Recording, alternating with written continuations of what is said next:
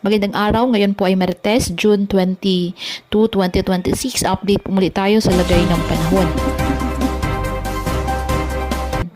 Bagyong Francisco, bagyapang lumakas habang kumikilos west-northwestward.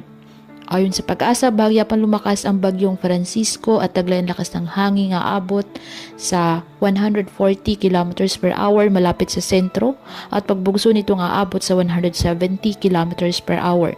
Kumikilos ngayon ang bagyo west-northwestward sa bilis po na 30 km per hour. Huling namataan ng Pag-asa dyan po sa silangan ng Tuguegarao City, Cagayan. Sa ngayon, nakataas na po ang Tropical Cyclone Wind Signal number 1 sa Batanes, the northeastern portion of Cagayan, kasama na po ang Babuyan Islands. Ayon sa forecast ng Pag-asa, nasang lalakas pa ang bagyo at inaasahang lalapit sa bahagi ng Northern Luzon at Batanes bago tuluyang kumilos pahilaga.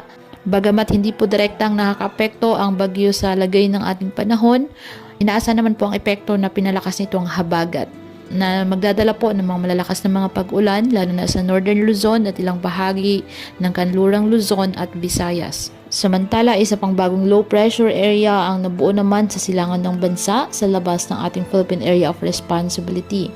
Base po sa mga pagtaya, mababasa naman ang tsansa nitong maging bagyo sa susunod po na 24 oras.